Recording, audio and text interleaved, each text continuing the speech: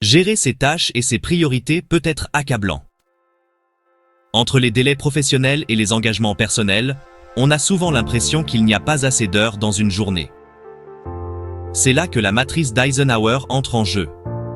C'est un outil simple mais puissant qui vous aide à décider et à prioriser les tâches en fonction de leur urgence et de leur importance. Nommée d'après Dwight D. Eisenhower, elle a révolutionné la façon dont les gens gèrent leur temps. La matrice d'Eisenhower divise les tâches en 4 catégories. Cela vous aide à voir ce qui nécessite une attention immédiate et ce qui peut attendre. Une fois que vous comprenez comment l'utiliser, la hiérarchisation des priorités devient une seconde nature. Dans cette vidéo, nous allons décortiquer chaque cadran de la matrice d'Eisenhower. Alors, allons-y et prenons le contrôle de nos listes de tâches. La matrice d'Eisenhower doit son nom à Dwight D. Eisenhower, le 34e président des États-Unis. Eisenhower était connu pour son incroyable productivité et son efficacité. Il a dit un jour, « Ce qui est important est rarement urgent, et ce qui est urgent est rarement important. » Cette philosophie a guidé son processus décisionnel et a conduit à la création de la matrice. La capacité d'Eisenhower à établir des priorités était évidente pendant sa présidence, et en tant que général 5 étoiles dans l'armée américaine pendant la Seconde Guerre mondiale. La matrice d'Eisenhower reflète son esprit stratégique.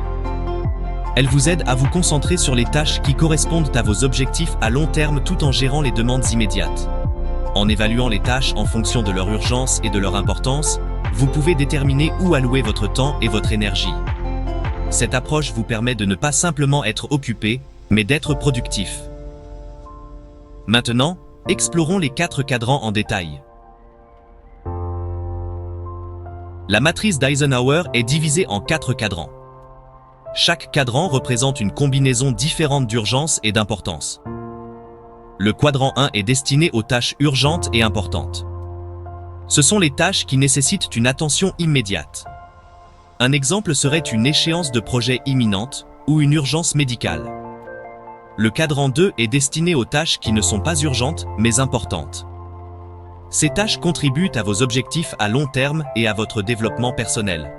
Parmi les exemples, citons la planification stratégique, le développement des compétences et l'établissement de relations. Le cadran 3 est destiné aux tâches urgentes mais non importantes. Parmi les exemples, citons la participation à des réunions inutiles ou la réponse à des courriels non essentiels. Le cadran 4 est destiné aux tâches qui ne sont ni urgentes ni importantes. Parmi les exemples, citons la navigation sans but sur les médias sociaux ou le visionnement d'émissions de télévision que vous n'aimez pas. Le quadrant 1 est l'endroit où vous placez les tâches urgentes et importantes. Ces tâches exigent votre attention immédiate. Les ignorer peut avoir de graves conséquences. Ce quadrant comprend souvent des crises, des échéances et des problèmes urgents. Par exemple, imaginez que vous ayez une présentation client essentielle demain. La préparation de cette présentation relève du quadrant 1. Ne pas se préparer pourrait entraîner la perte du client. Un autre exemple est une urgence médicale qui nécessite une attention médicale immédiate. Ces tâches ne sont pas négociables et doivent être traitées rapidement.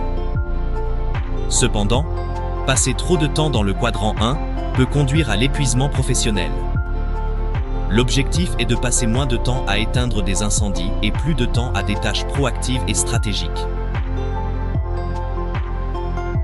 Le cadran 2 est celui où vous vous concentrez sur les tâches importantes mais non urgentes. Ces tâches contribuent à votre réussite et à votre bien-être à long terme. Elles comprennent des activités telles que la planification stratégique, le développement personnel et l'établissement de relations. Par exemple, se fixer des objectifs à long terme pour sa carrière relève du cadran 2. Il en va de même pour l'exercice physique régulier, qui améliore votre santé au fil du temps. Ces tâches ne nécessitent pas une attention immédiate, mais elles sont cruciales pour atteindre vos objectifs. Pour gérer efficacement les tâches du quadrant 2, prévoyez du temps pour elles. Traitez-les comme des rendez-vous hautement prioritaires. Passer plus de temps dans le cadran 2 peut améliorer considérablement votre productivité et votre bien-être. Plus vous investissez dans ces tâches, moins vous aurez besoin de consacrer de temps aux tâches urgentes et importantes à l'avenir. Le cadran 3 est destiné aux tâches urgentes mais non importantes. Ces tâches nécessitent une action immédiate, mais ne contribuent pas de manière significative à vos objectifs. Elles proviennent souvent de sources externes, comme des collègues, des clients ou des amis. Un exemple de tâche du cadran 3 est la participation à une réunion inutile. Un autre exemple est la réponse à des courriels non essentiels. Ces tâches peuvent être source de distraction et vous faire perdre du temps que vous pourriez consacrer à des activités plus importantes. Une façon de gérer les tâches du cadran 3 est de les déléguer. Si une tâche ne nécessite pas votre expertise, confiez-la à quelqu'un d'autre. Une autre approche consiste à fixer des limites. Apprenez à dire non aux tâches qui ne correspondent pas à vos priorités. En minimisant le temps consacré aux tâches du cadran 3, vous pouvez vous concentrer davantage sur les cadrans 1 et 2. Le cadran 4 est destiné aux tâches qui ne sont ni urgentes ni importantes. Ces tâches sont des distractions et des pertes de temps. Elles n'apportent aucune valeur ajoutée à vos objectifs et peuvent facilement être éliminées ou minimisées. Parmi les exemples de tâches du cadran 4, citons la navigation sans but sur les médias sociaux et le visionnement d'émissions de télévision que vous n'aimez pas. Ces activités n'apportent aucun avantage réel et peuvent consommer beaucoup de temps. Pour gérer les tâches du quadrant 4, commencez par les identifier. Suivez la façon dont vous utilisez votre temps pendant une semaine. Vous trouverez probablement des activités qui relèvent de ce cadran. Une fois identifiées, éliminez-les ou minimisez-les. Réduire le temps consacré aux tâches du cadran 4 libère du temps pour des activités plus productives. Il est essentiel de comprendre la différence entre les tâches urgentes et les tâches importantes. Les tâches urgentes nécessitent une attention immédiate. Elles s'accompagnent souvent d'échéances et de conséquences immédiates. Les tâches importantes, en revanche, contribuent à vos objectifs et à vos valeurs à long terme. Par exemple, un téléphone qui sonne est urgent. Il exige une action immédiate. Cependant, y répondre peut ne pas être important si cela interrompt une tâche essentielle. En revanche, la planification stratégique est importante. Elle contribue à votre réussite à long terme, mais ne nécessite pas d'action immédiate. La matrice d'Eisenhower vous aide à briser le cycle de la lutte constante contre l'incendie en établissant une distinction claire entre les deux. Pour tirer le meilleur parti de la matrice d'Eisenhower, suivez ces conseils pratiques. Premièrement, utilisez un système de code couleur. Attribuez des couleurs différentes à chaque quadrant.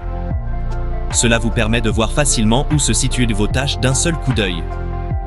Deuxièmement, limitez chaque cadran à un maximum de 10 tâches. Cela permet d'éviter de se sentir dépassé et vous aide à rester concentré.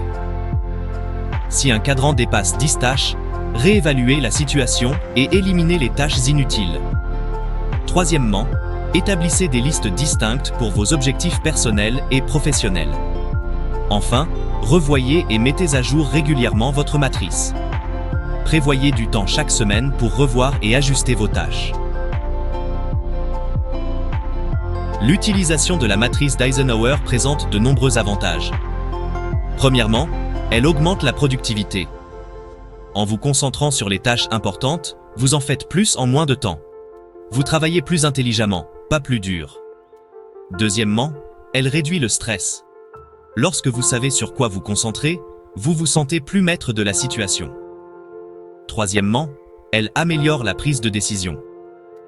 La matrice fournit un cadre clair pour évaluer les tâches. Enfin, elle favorise le développement personnel et professionnel. Commencez à utiliser la matrice dès aujourd'hui et prenez le contrôle de vos tâches comme un pro.